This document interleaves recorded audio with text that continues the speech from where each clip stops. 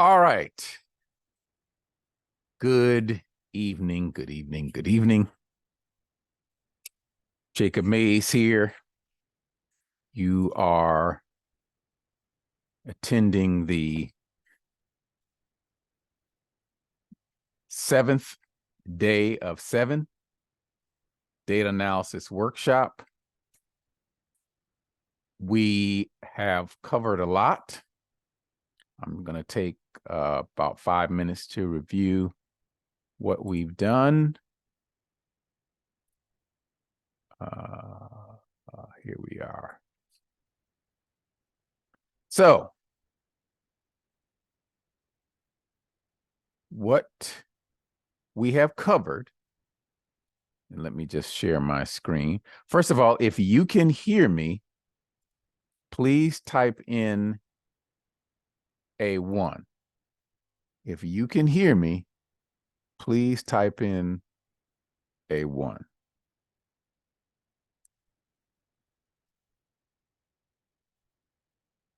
Excellent. Excellent. Okay. All right. So let me just make this a little bigger.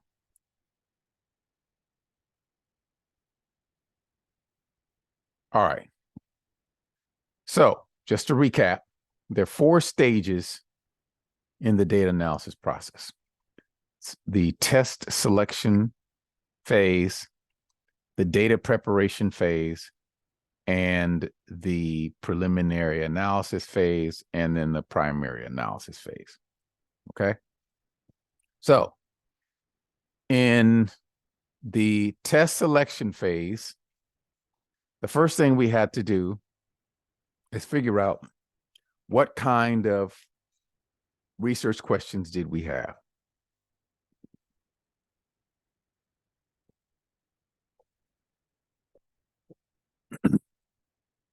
Okay. So these were our 3 research questions. Is age related to? Could you please tell a little bit why we need to do reverse coding? I will get to that. I would get to that. So is age related to optimism? Okay. Life satisfaction, perceived stress, and mastery. We determined that this is a relationship prediction question. Are optimism and self-mastery predictors of perceived stress? We determined that this also was a relationship prediction question. Is there a difference in optimism among younger, middle-aged, and older participants? We determined that this is a difference question. All right. So that was step 1. Then step 2 was to write the null hypotheses. Okay. So we wrote the null hypotheses here. Okay. Then in step 3, we had to identify the independent and dependent variables, right? So the independent variable is the variable that is influencing or explaining the dependent variable, which is the variable that is being influenced or measured. All right. And then we said that when you have a correlation or when you have a relationship question, there's no assumption of one variable or variables affecting the other. You're looking at the bi-directional relationship. Okay. So it could go it goes either way. So whenever you have a relationship question, it's bi-directional. Now, whenever you have a prediction question, it's unidirectional. In other words, it's one variable predicting or influencing another variable. Okay. And then we had a difference question. All right.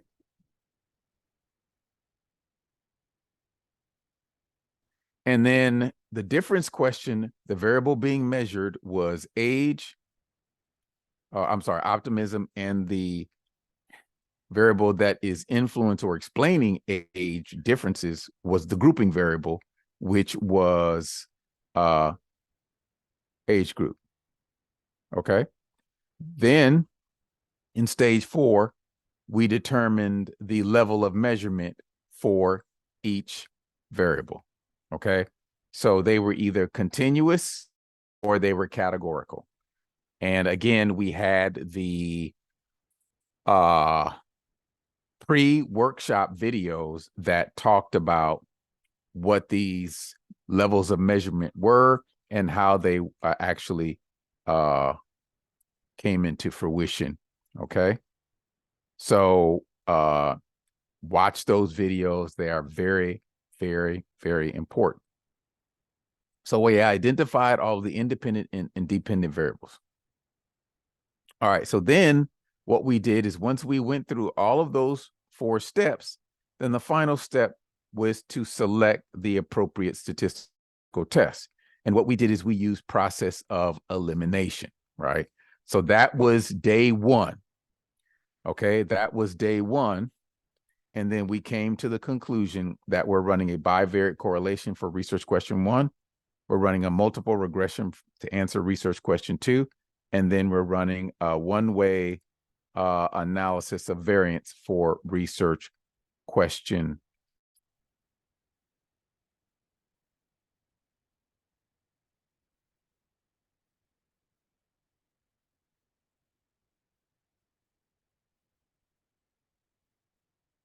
All right.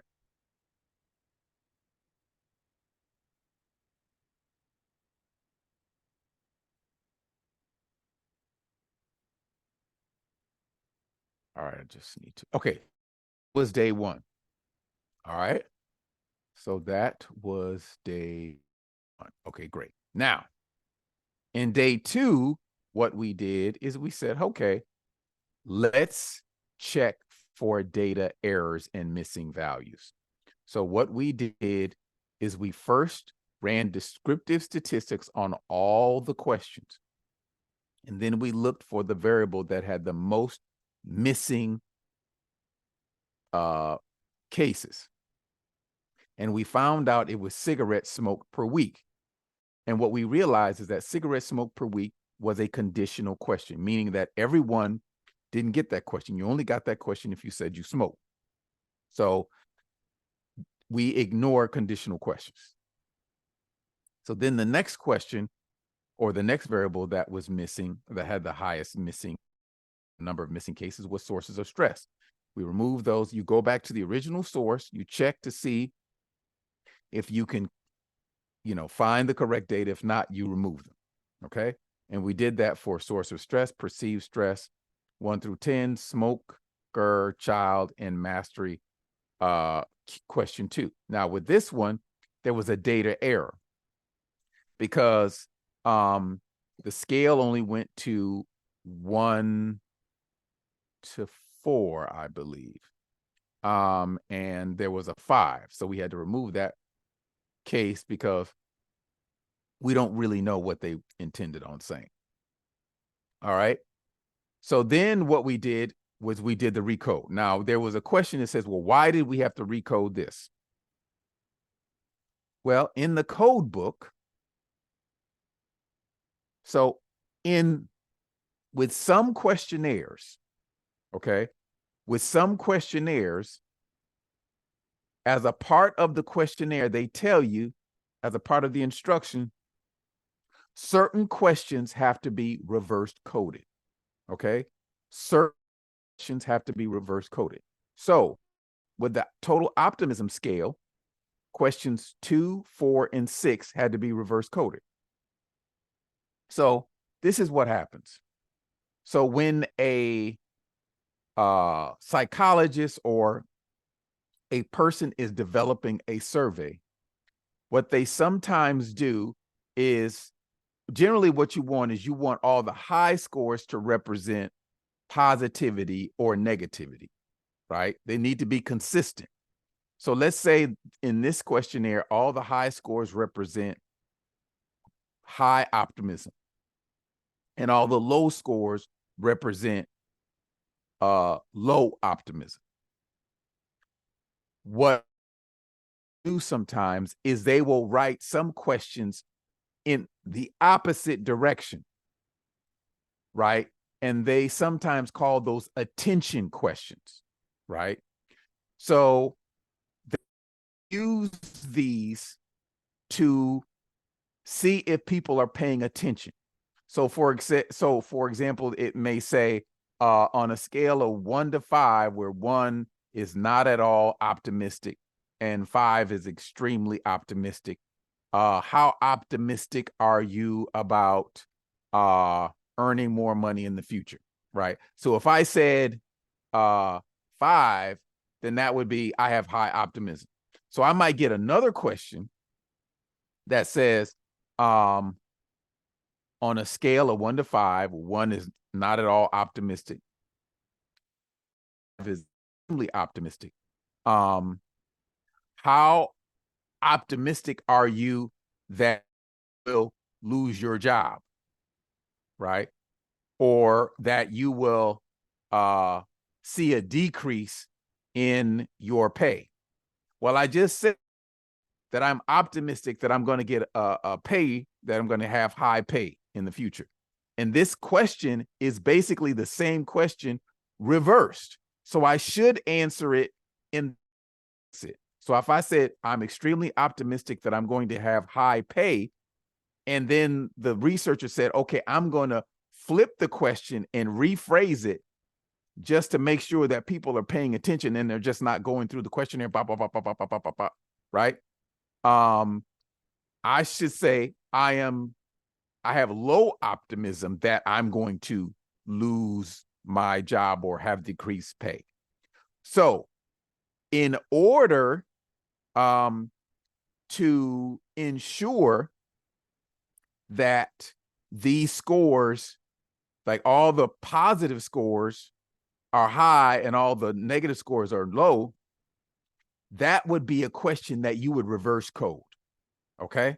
So you would flip that so that all the high scores or higher scores would be positive and the lower scores would be negative. Okay. Does that make sense? You want all the high scores to go in the same direction, but sometimes you flip the question in order to make sure that the person is paying attention, or just to, keep variability in the question. If that makes sense on why you need to reverse code, then type in a Y. If it does not make sense, type in an N. Now, the person who develops the survey will tell you which questions you need to reverse code. They will tell you. You don't have to figure that out. They tell you that as a part of the instrument's instruction. Okay? I didn't see a lot of Ys. Does someone have a question?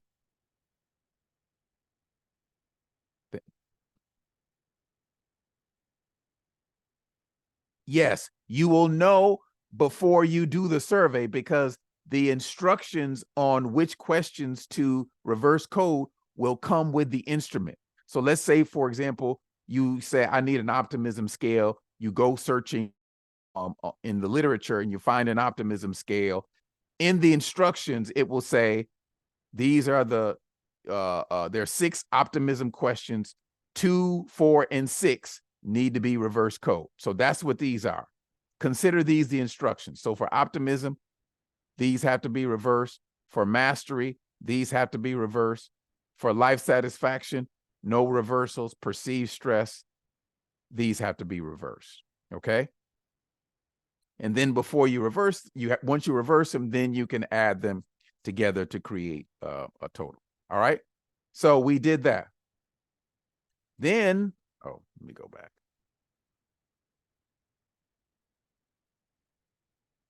Then, so we did the reverse codes and then we checked them, right? So basically, if it was a 5, then it reversed to a 1. If it was a 4, it reversed to a 2, 3 to a 3, 4 to a 2, 5 to a 1. It is sometimes comes with scoring instructions. Yes, it should come with the score. Yes. Yes, it should come with the scoring instructions. Absolutely. All right. So then once we did the reverse coding, we did the computation of the total scores. So we had the individual optimism questions, but what we did is we had to add them together to come up with total scores for total optimism, total mastery, perceived stress, And there was another one that we had to do as well. Life satisfaction. So we did life satisfaction. Life sat 1 to life sat 10, I believe. Let me just make sure. Life sat 1 to life sat 5. So it was life sat 1 to life sat 5, right? So life sat 1 to life sat 5. Okay. So it was total life sat. All items range from 7. So the range was coding instructions. So the range was 5 to 35, and we had to check that, and we did. Okay, and then I think there was video 2 or 3. We checked all these, and we came up. We did them correctly. All right, so then we came up with descriptive statistics, right? We ran descriptive statistics, and we filled out this sheet. And then we did Cronbach's alpha, reliability. And we looked at the internal consistency of the questions, okay? The internal consistency of the question. All right. Now, then yesterday, we ran the Pearson correlation. But before we ran the Pearson correlation, we had to check the assumptions. So the assumptions for the Pearson correlation were normality, homogeneity of variance.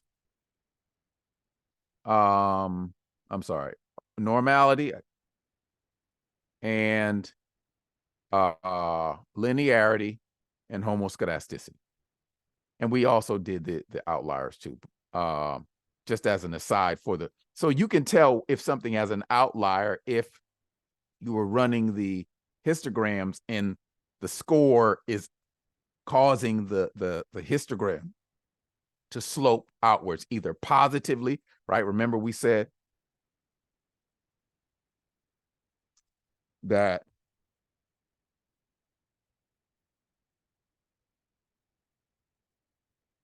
there was a positive slope or a negative slope, right? So let me just do this really quick. All right.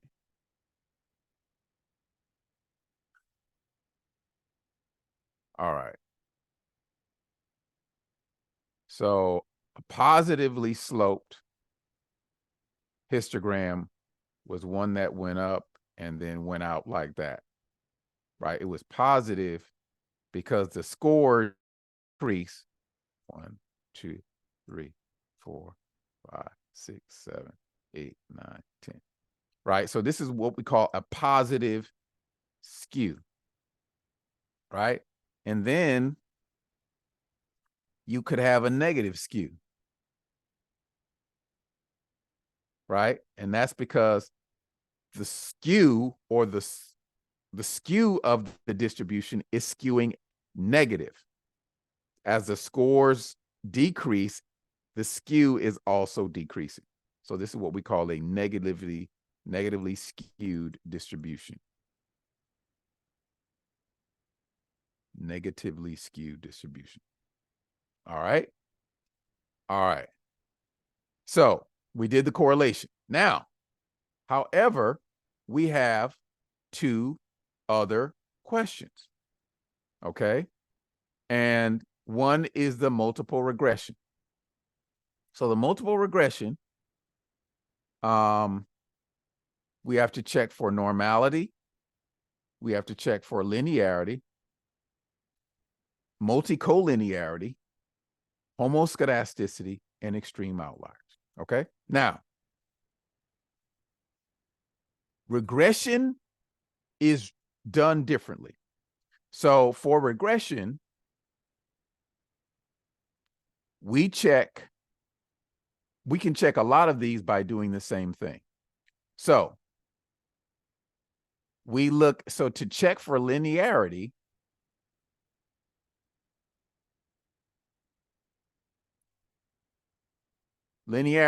we check the plot of the standardized residuals and the standardized predicted values. Okay? Linearity. We're also going to use this same plot to check for homoscedasticity. Okay? Homoscedasticity. So we're going to use this for linearity, homoscedasticity,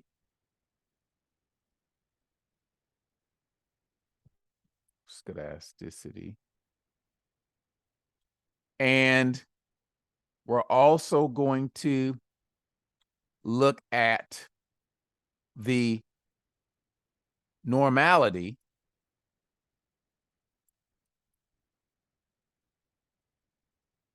by looking at the histogram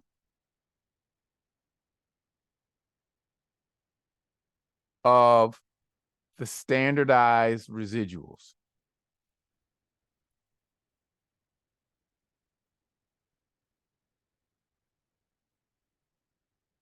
Okay.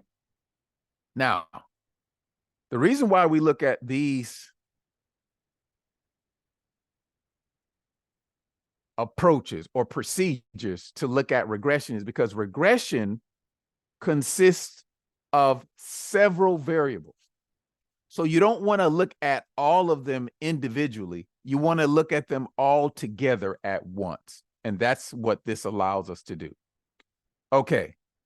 Let's see. So linear regression, linearity, normality, homoscedasticity, and then multicollinearity. You only look at multicollinearity if you have two or more predictors. And for multicollinearity,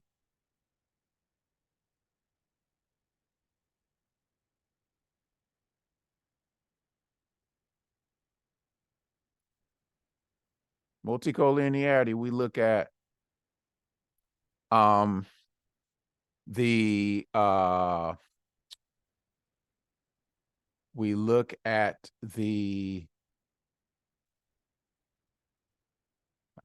thinking of the Hausman-Michel.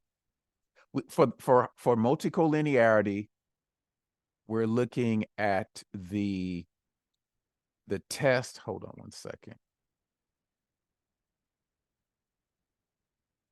VIF, variable inflation factor. Variable inflation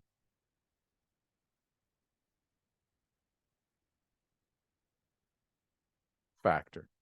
I was drawing a blank. Or VIF. And as long as this VIF is under 10, we are good. Okay? All right. So now let's go to SPSS and let's check the assumptions. Okay? Does anyone have any questions thus far? If you have a question, type in a Q. If you do not have a question, type in an N. Okay?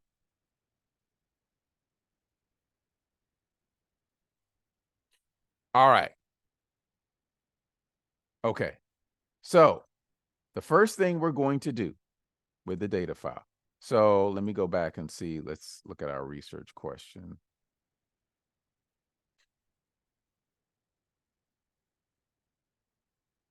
So does optimism and self-mastery predict perceived stress? Optimism and self-mastery predict perceived stress. All right. Optimism and self-mastery predict perceived stress.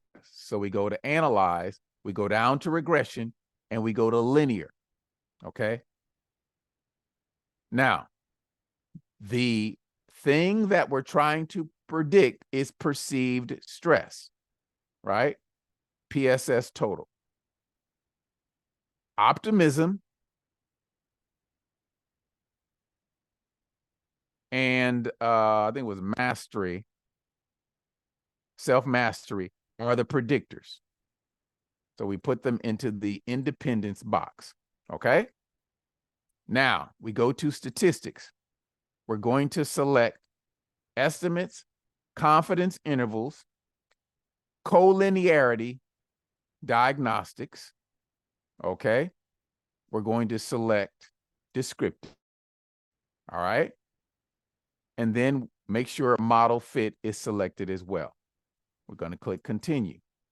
Next, we're going to go to plots. This is where we check for normality, linearity, and homoscedasticity. So we take Z-pred and put it in the X, and we take Z residual and put it in the Y. So essentially what we're doing is we're flipping them. So Z-pred is at the top, Z residual is at the bottom. So we put the one that's at the top at the bottom and the one that's at the bottom on the top, okay? If you're following me, type in a Y. If you're not following me, type in an N. Okay, great. Then to check for normality, we click this that says histogram of the standardized residuals. Okay, we click continue. Next, we're going to click options.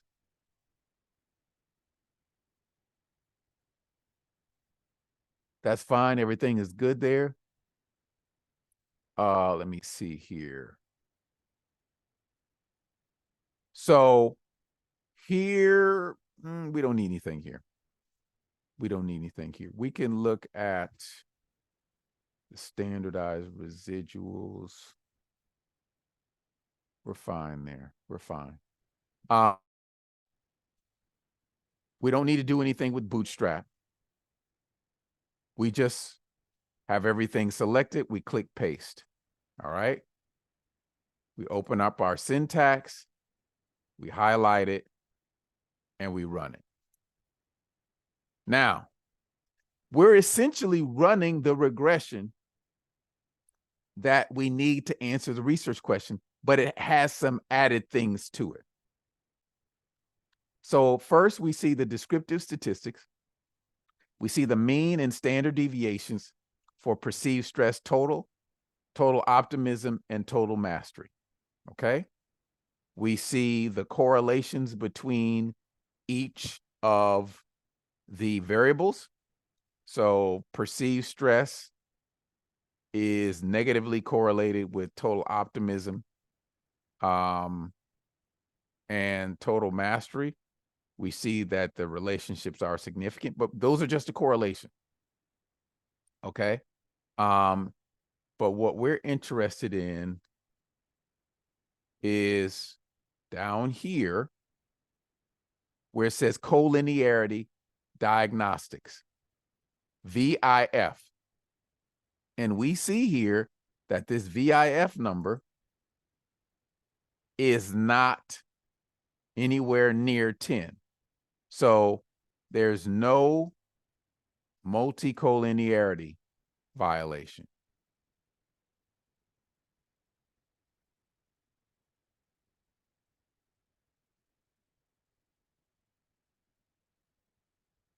Because it's less than 10.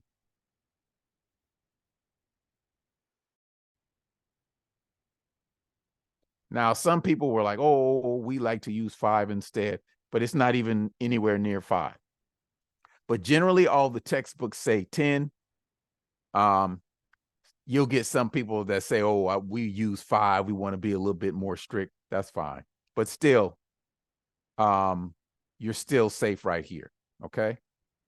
Now, let me, is this my eraser? Yeah. So let me do this. Okay.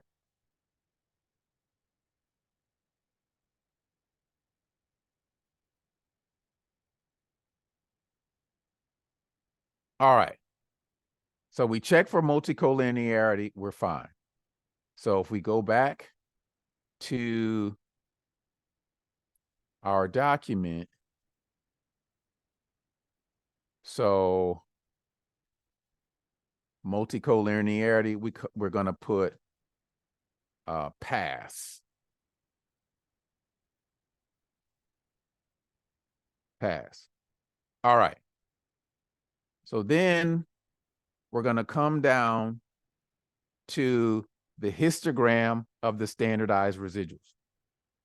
And as we can see here, the histograms or the standardized residuals are pretty much normally distributed.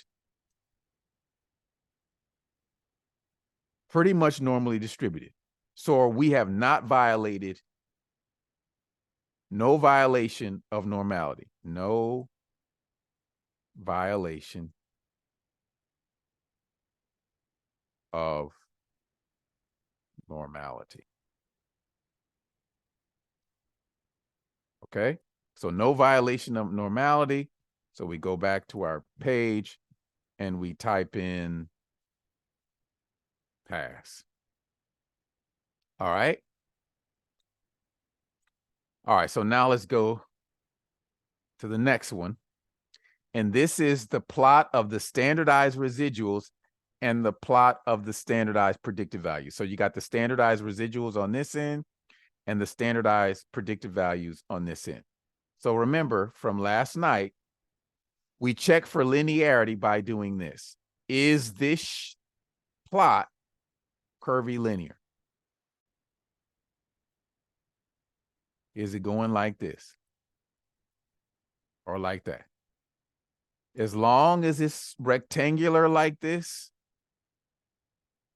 there's no violation in homoscedasticity because the spread of the data, or no violation in linearity because there's no curve shape. So no violation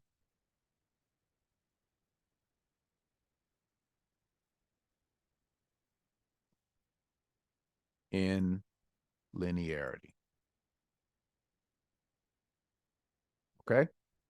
Now, and we also see that this is rectangular, right? So remember, homoscedasticity says the distribution of the plots is similar across the spread of the data, right? So in other words, we don't get something like this, like we saw last night, and it just got bigger and bigger and bigger and bigger and bigger, right? So where it was skinny and it went something like that. We don't want that. Or we don't want where it's big on one end and then it's narrow and then it's big again.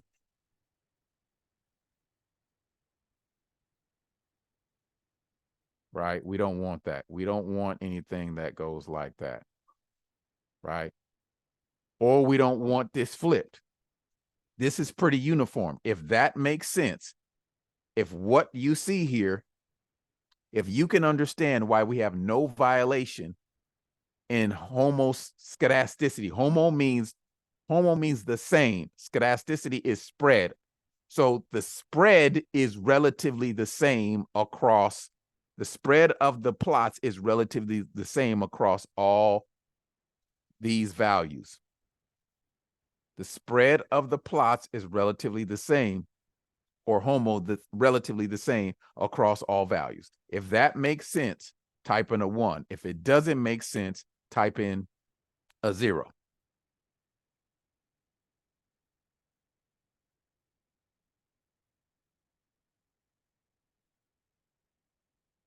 Okay. Are there any questions? All right.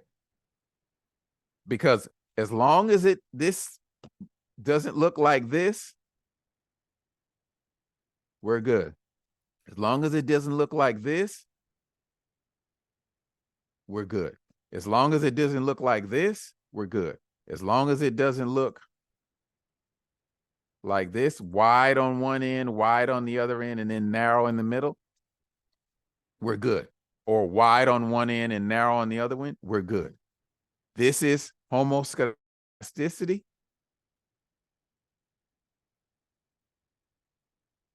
And this is linearity. Okay? If that makes sense, type in a Y. If it doesn't make sense, type in an N.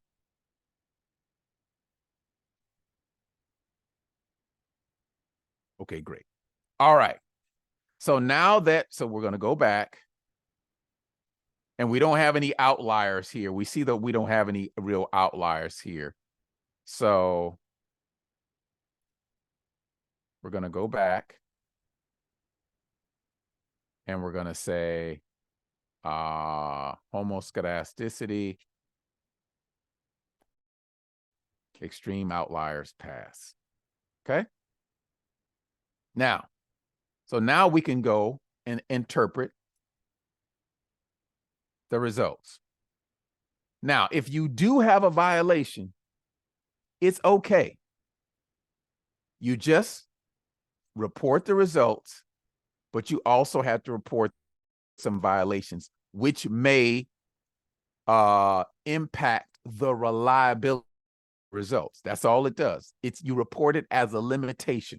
One of the limitations of the study is that there was a violation. Now, if there's a violation in linearity, then you might have to break up the data and run it as a categorical variable. Okay. Or you can run some kind of transformation, like a log transformation or something like that. But I don't like doing that, because then what happens is the data is no longer interpretable, right? It's the log optimism. What does that even mean, right? So I'd rather break up the scores into categories, 2 categories, and then run them as a logistic regression, because then you're still able to compare using the same scale, right? But you have to use the log or the square root optimism. No, what does that even mean? So I'm always leery of these mathematical transformations, because it just makes it difficult to interpret the results. All right. So now we come down to the ANOVA table. So this is the first table you look at. And then you look at SIG, right? And this is the p-value. You look at this first. You look at this second. And then you look at this third. Okay. ANOVA table first, model summary table second, and coefficients third. Now, as long as P is less than 0.05, then you look at this second, and you look at this third. If P is equal to or greater than 0.05, you report this, but none of this doesn't make sense. If this is P is greater than or equal to 0.05, none of this is valid, because it's basically saying that these are all random values, because the p-value is simply this. How likely is it that the scores that you obtain are random, right? So we want something that's going to be less than 5%. We want a less than 5% chance that these scores are random. That's all the p-value is basically telling you. So 0.05 means it's 5%. Less than 0.05 means it's a less than 5% chance that the scores that we produce in our statistical test are random. And that's all that it means, okay? If that makes sense, type in a 1. If it doesn't make sense, type in a 0. In statistics, we basically say, hey, in order for us to feel confident that these scores are not random, we want a less than 5% probability. That's what the p-value is. How likely is it that these scores are random? If it's less than 0.05, it's good. If it's 0.05 or higher, the randomness is too high and we don't consider the results. We just say, hey, it's not, there's not a significant relationship. And then the part in parentheses, because the scores are random, or it is likely that the scores are random. That's the part that they don't say. So that's what this all means. So this is less than 0.05. So that means that we can go up here and it tells us, okay, the model. So this means that the model is significant. The model as a whole is significant. So what does that mean? So then we go up here and we say the model as a whole, 0.274, accounts for 27.4% of all the variability in perceived stress scores. So in all the things that affect perceived stress scores, these two things account for 27.4% of that variability. Okay. All right. That's pretty high. That's pretty high. Let me see. I used to have an effect size. I think I still have an effect size thing in here.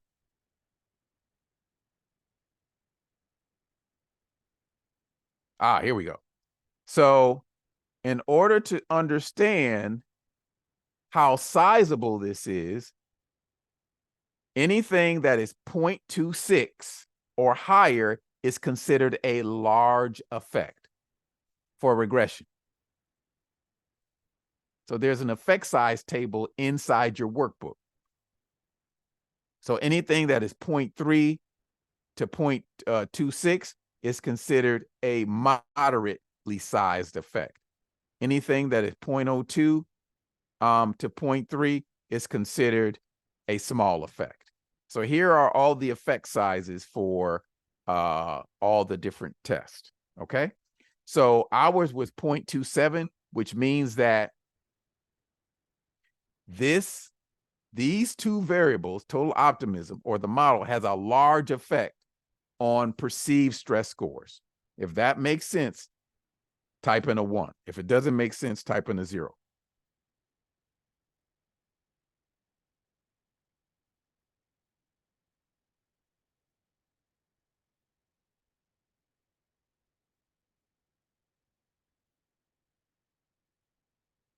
All right.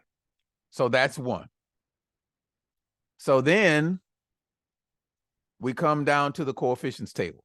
Now, the coefficients table tells us which variables make a significant contribution to the model. Okay. So what does that mean? All of the variables in your model may not be significantly impacting the outcome variable.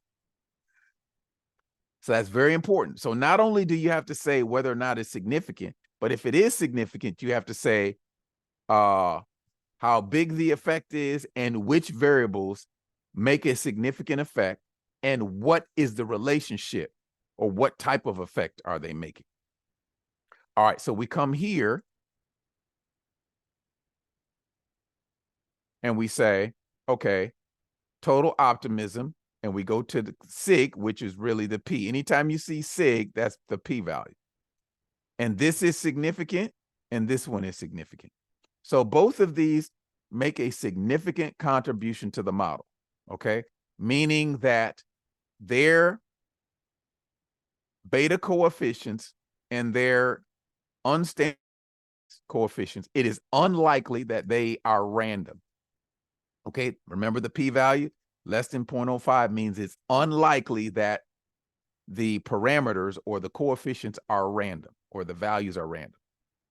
All right, so we look at this and then we look at this.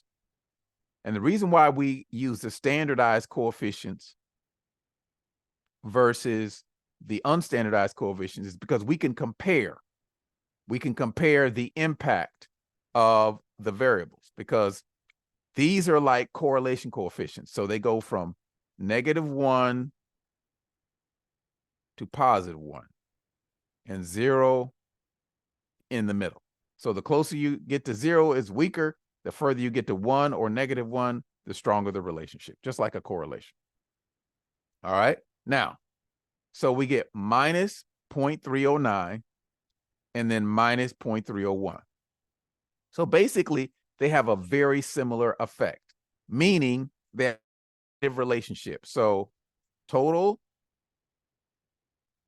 optimism and perceived stress. Okay. So perceived stress is here, and then total optimism. Total optimism is down here. Tot opt. Now, this is your Y and this is your X. Okay. Y is the outcome variable. X are your predictors. All right. So 1, 2, 3. So 1, 2, 3, 4, 5. 1, 2, 3, 4, 5. So 1, 2, 3, 4, 5. Okay. This is a negative relationship, meaning as total optimism scores increase, okay, perceived stress scores increase. Okay. So it goes like this. So if total optimism scores decrease, because if they go in this way, the perceived stress scores increase. Now, so what does this mean? That means the less optimistic you are, the greater your perceived stress, the more likely you are to perceive more stress.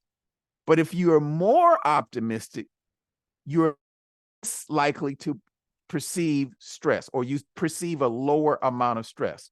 If that makes sense, type in a Y. If it doesn't make sense, type in an N. So higher optimism, lower stress. Lower optimism, higher stress. Okay. All right. So then the next one is mastery. So mastery, total mastery. And then we got perceived stress over here. This is the Y and this is the X. 1, 2, 3, 4, 5.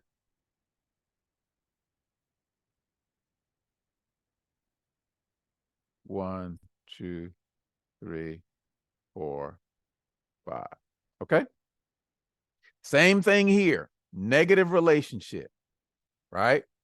As your sense of total mastery increases, your perceived stress decreases, right? So the perceived stress score is down here for high total mastery. These are higher score, lower scores. But if your sense of mastery over your environment decreases, your sense of stress increases. That's why it's a negative relationship. If that makes sense, type in a 1. If it doesn't make sense, type in a 0.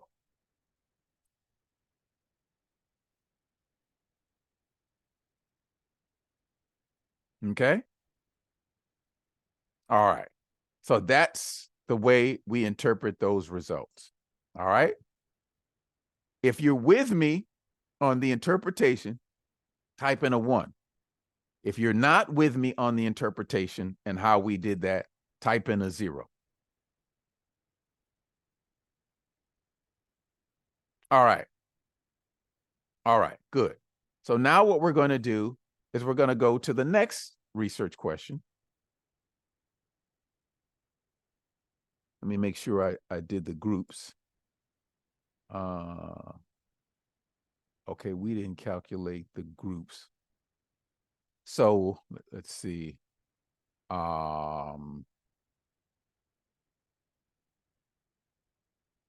Age group, age GP3. Okay, so we're going to do that really quickly. I thought I did that. Oh, so I'm going to tell you the story about last night. I'm actually not in Florida. So the files that I was using for the first 5 days are in Florida. So basically last night I had to redo everything we did in order to get back to this point. But it was good because people were able to see how you do it in real time. And they were also able to appreciate how slow I go and how methodical I am to break up all of those steps that it took me like 30 minutes or 20 minutes to do. And I actually break them up over 5 days. So age GP3. So age GP3. We're gonna recode. Oh wait. Recode into different variable. I'm going to recode age into age GP3. And we're going to say 18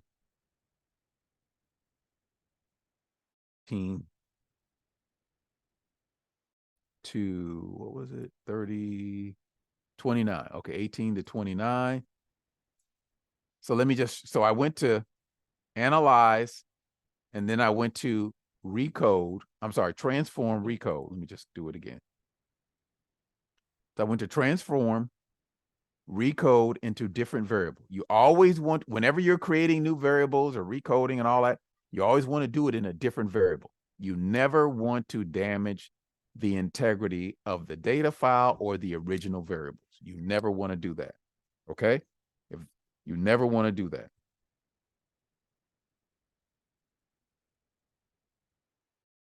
All right. So recode into different variables. So I'm going to go age, move that over here, and the new variable is going to be age GP3, age group 3. I'm going to go to old and new values. So the old value is going to be 18 to 29, and the new value is going to be 1. And then it's going to be 30 to 44, and that value is going to be 2. And then 45 and higher, range value through highest, 45, and that's going to be 3. Let me just make sure that's correct. Yep, that's it. We're going to click continue, and then we're going to click paste. Okay, so then we're going to run it just to make sure it's good. Oh, I gotta run it first. Okay, now we can run it. Analyze descriptives, frequencies, age group, make sure none are missing.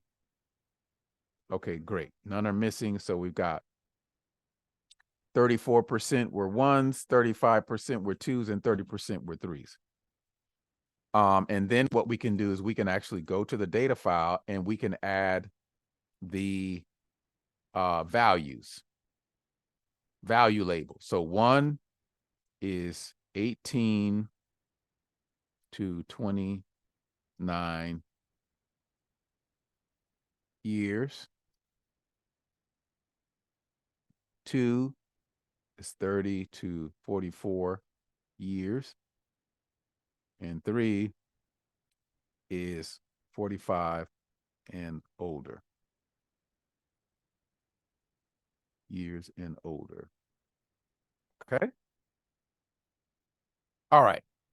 So my apologies. I have to leave now. Thanks again. Wish all well. Okay, great. Thank you. Appreciate your participation. So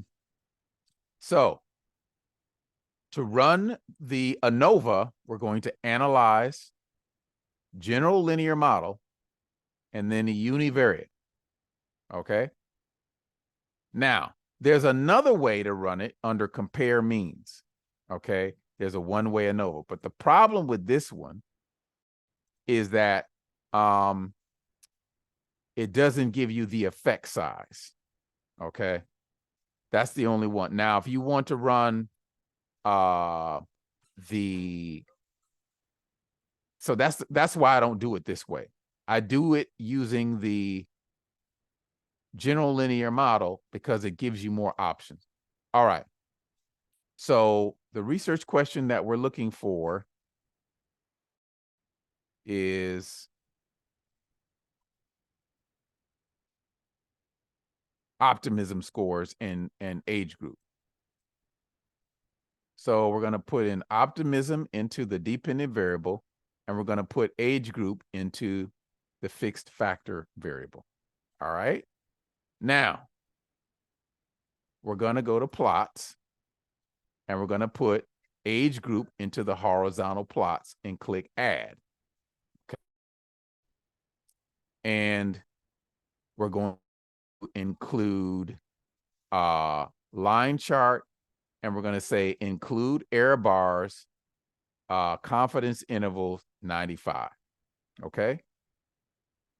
Include reference line for the grand mean. I'm going to include that too because I want to explain to you what the ANOVA is actually doing.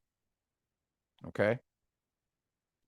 So post hoc, we're going to move this over to post hoc, and we're going to select Bonferroni.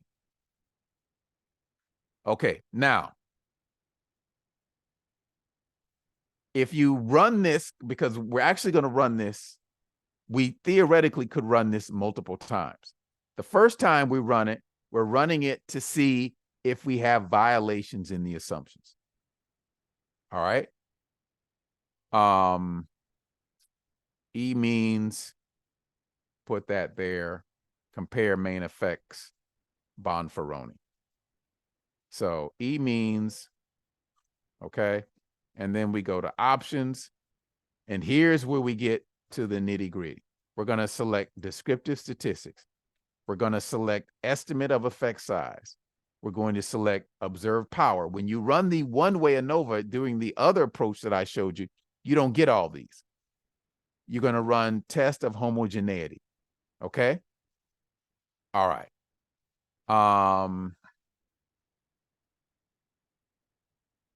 Okay. So that's what we're running. And then we're going to click continue. And then we're going to click paste. All right. So now we're going to go here.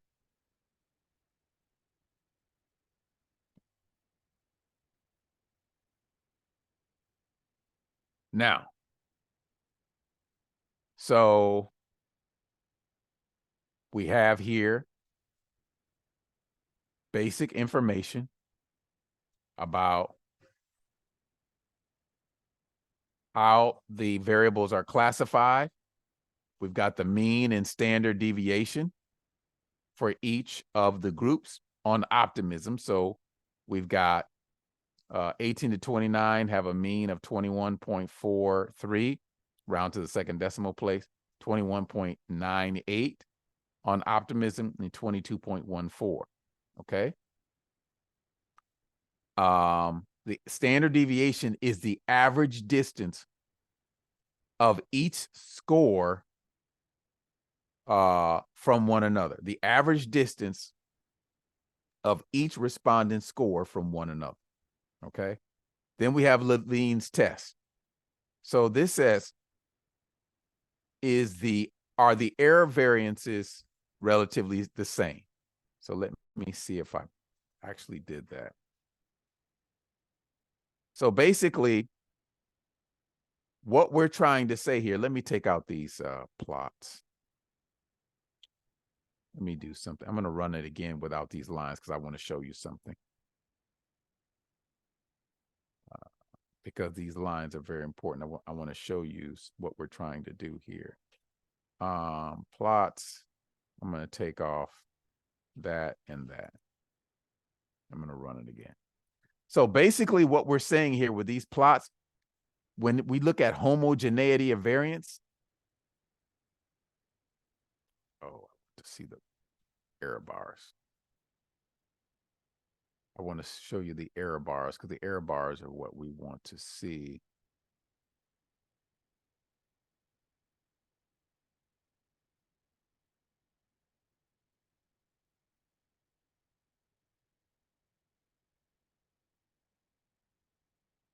All right. So basically, homogeneity of variance is simply this: is the spread of the data. This is what we call the 95% confidence interval. 95% of the scores are going to be between here. 95% of the scores are going to be between this point and this point. 95% between here. And what we do is we want these lines to be relatively similar in height. Okay? So if we saw that one was like this, and one was like this, and another one was like this, then we would have a problem with homogeneity of variance, because the variances, right, the spread of the data, we want the spread of the data to be relatively similar. Okay? If that makes sense, type in a Y. If it doesn't make sense, type in an N.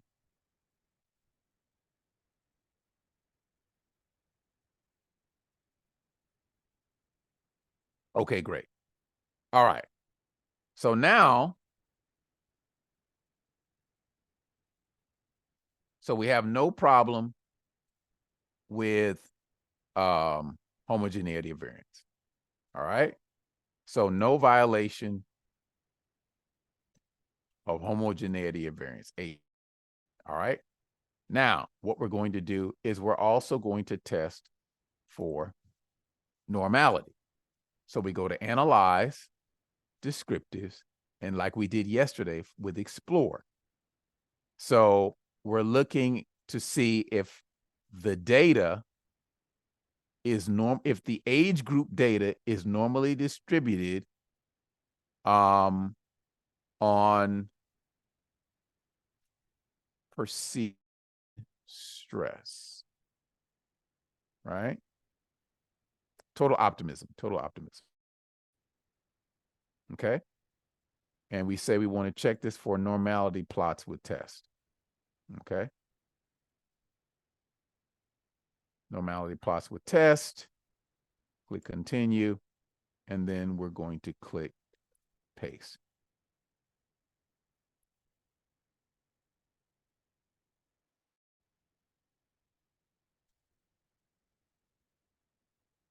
So if we look at normality, we see that there's a violation in normality for all of these, meaning that the distribution of scores for each of these age groups does not fit the normal distribution. So let's take a look at it.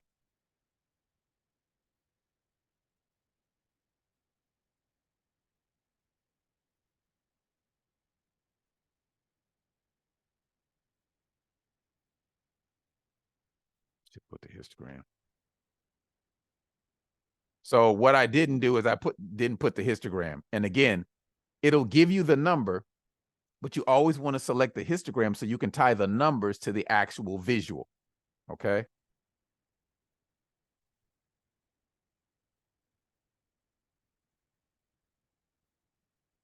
Okay, so yeah. So there's a significant difference between the distribution of total optimism scores on the low age group and the normal distribution. And we can see that, right?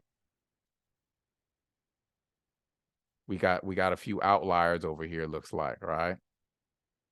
And then the same thing for this one. We got some outliers over here.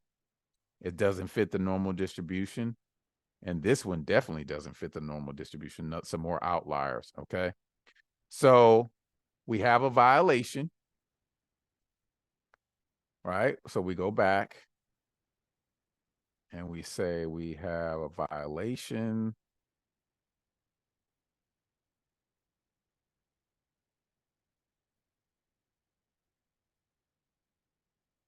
So we're going to say one-way ANOVA, normality, no pass, homogeneity of variance, it passed, and then extreme outliers, no pass. Okay? So normality, homogeneity of variance, and we saw that there was some extreme outlier. So here's what we're going to do. We're going to run it. We're going to run the parametric and non-parametric, all right? Because remember, like I said last night, the ANOVA is robust. ANOVA and regression are robust to violations of normality and homogeneity variance, okay? That one paper that I gave you, that I highlighted, where is it? In yesterday's class, is very important.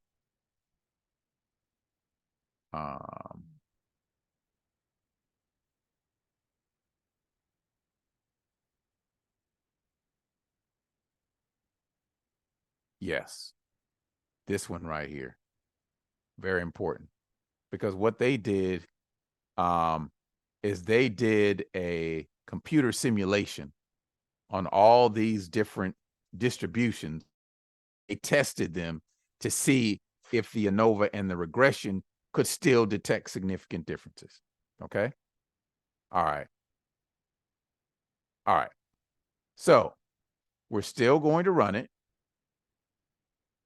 even though we had those violations.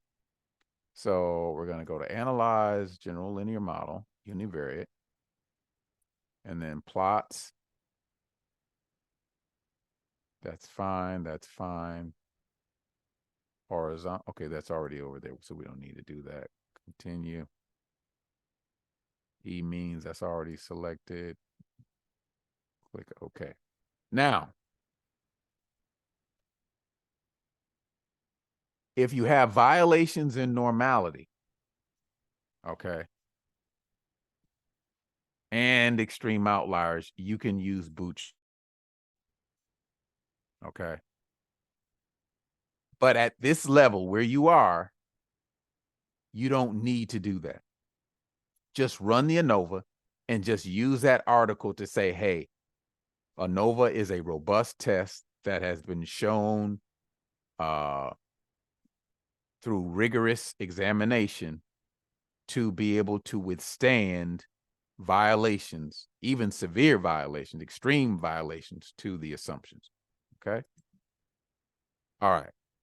So the first thing we do is we come down here to test a between subjects. Okay. Test a between subjects. And we look at the p-value. And we see here that for age group, this is what we're looking for. This one right here.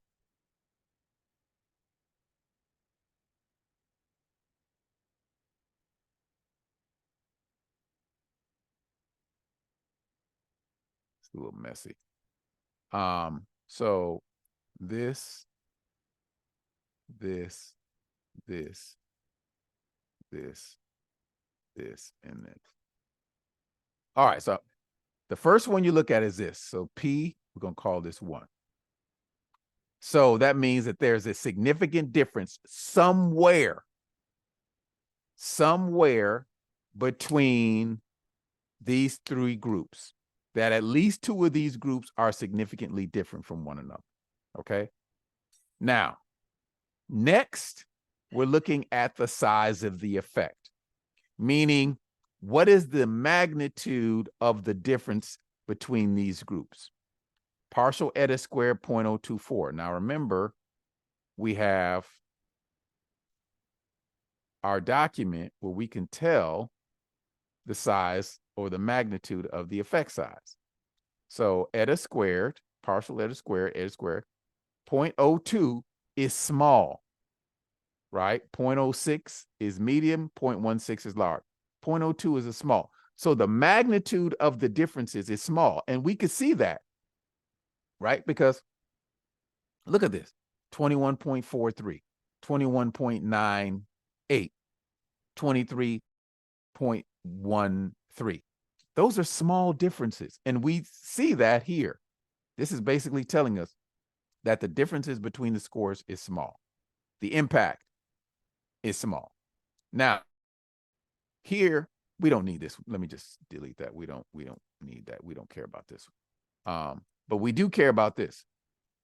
Because observed power, anytime your observed power is less than 0.8 and you don't have a significant effect, one of the things that you can say is that a possible reason for not detecting a significant effect may be due to low statistical power. And this right here is statistical power. Observed power is statistical power.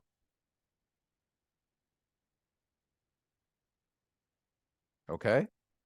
And that basically means what is the probability or the percent chance of detecting a significant effect if one actually exists in the real world. So here, 0.824 means we have an 82.4% chance of detecting a significant effect in the real world if one actually exists with this sample size and the effect size. So the effect size and the sample size. So basically, this is very good. This is very good. This is what we call a post hoc power analysis. Post hoc power analysis. Power analysis. My penmanship on this thing is awful. I need to be able to get something that I can write on the screen. All right. If that makes sense, type in a 1. If it doesn't make sense, type in a 0. Okay, great.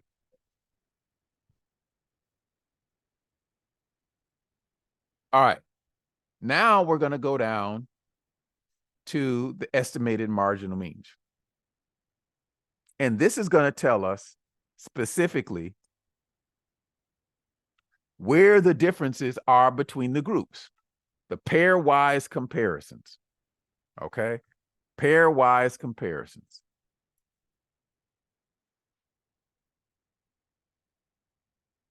So, when we compare group 1 to group 2, we see that there's no significant difference. Okay?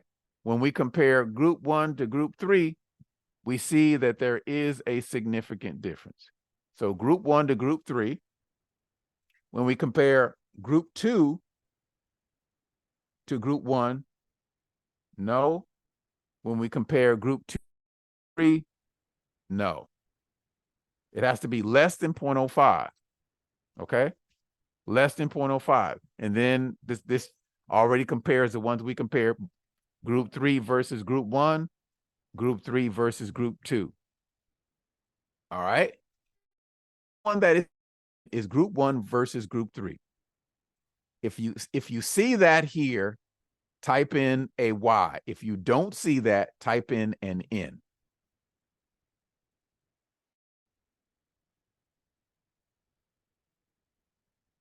Remember, this is the P.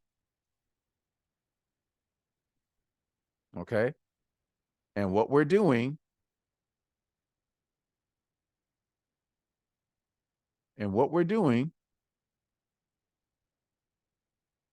is we're saying, hey, let's compare this to this and this to this. And then we go over here and we say, this is 0.865. So there's no significant difference. So 1 versus 2, no significant difference in S.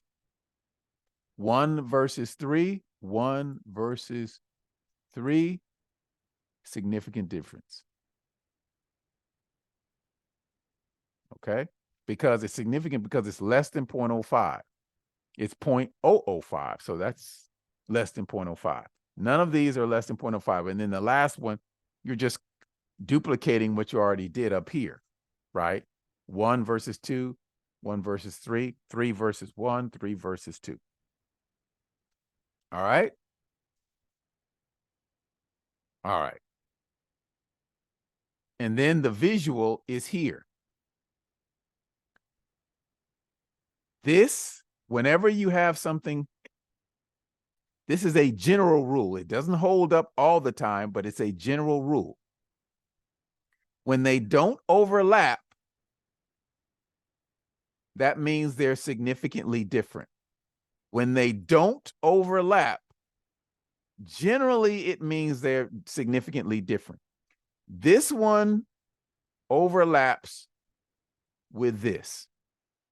This one also overlaps with this. So this is not significantly different with anything, right? These two do not overlap. This is 1 and this is 3. So that's why 3 and 1 were significantly different. This is a visual. 80% of the time it will work. 20% of the time it won't. So this is a visual of the numbers. Okay? If that makes sense, type in a 1. If it doesn't make sense, type in a 0. Okay, great. All right. So that's what it is. Okay. I just wanted to walk you through. This 7-day workshop is what I call my level 1 data analysis workshop. There's another workshop that I do that's 15 days that goes into detail on each test. I spend 1 day on each test. So let me just show you something here. So on this,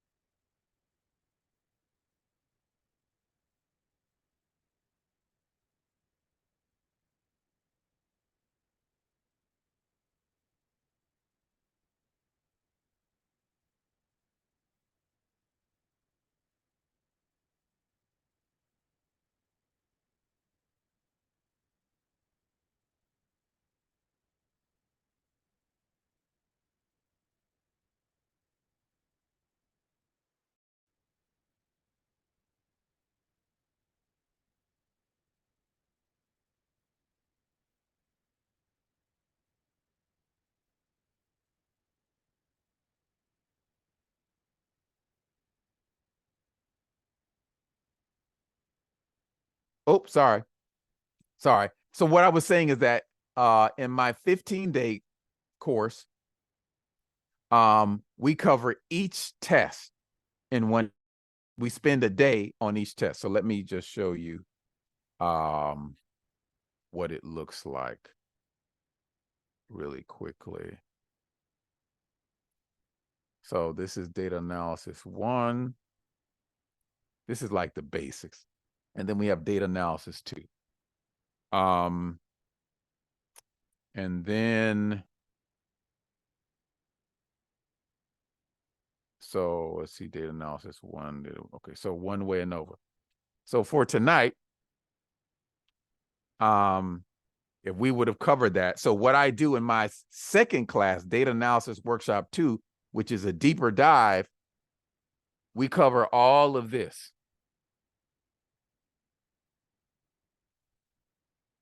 Okay. We cover the purpose, sample research questions, hypothesis, checklist of the requirements, the test of assumptions. I go through what you need to do to run the test, how to perform and interpret the results, and how to report the results, how to write the results. I do that for each test, okay?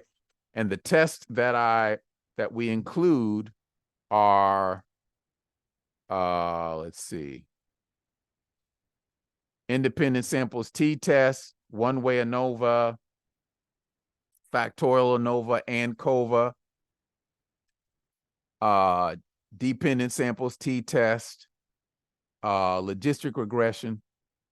I'll send out more information about it in a day or two. But yeah, that's a 15-day, and I go into more detail.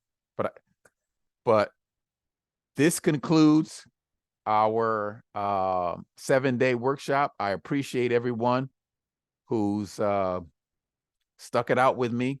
Now remember, if you are VIP, if you're analyzing data, or you have questions, you can book a session with me and I will answer your questions, and I'll go over anything you want me to go over. I'll even, during the session, I'll even help you run something if you need some help with that. It's a free 30-minute session that I give as a bonus to people who are VIP. Okay. So again, thank you. Thank you. Thank you. Thank you. We had 100 people sign up, and, so all these people were watching the videos, at one time or the other. But the videos are not going to be accessible to people after tomorrow, right? So if you didn't pay for the replays, after tomorrow, you won't be able to access the replay. Okay?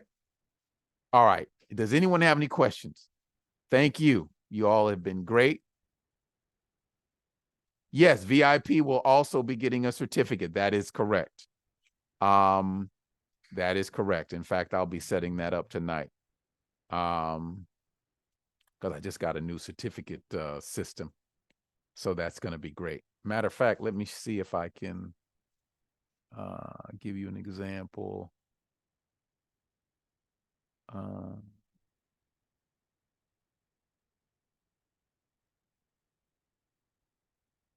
Yeah, but yes, they will be getting a certificate. All right. Any other questions?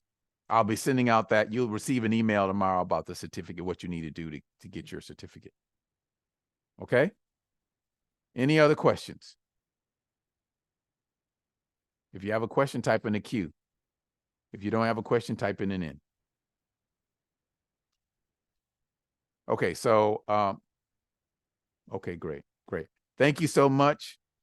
You've been outstanding. You've been outstanding. You've been outstanding. Oh, question. Yes, in case let me unmute you. Ask to unmute. Allow to put in wait. Go ahead. That means you allow us to look at it tomorrow, and before you remove it. See what you're saying? The recording, the one you've sent to us already. Are you saying that Yes. we're not going to have access to the ones you've already sent us? I'll give it to you to the end of the week. I'll give you access to the end of the week. So the ones that's coming out today, which is 7 and 5, I'll give you to the end of the week. Yes, all of them to the end of the week before you remove. That is correct. Unless you paid for the replay. So, okay. So how much for the replay? The replay is $97. Just for the 7 days? Yeah, you get, right. So it's $97, but you get access to the replays for 1 year.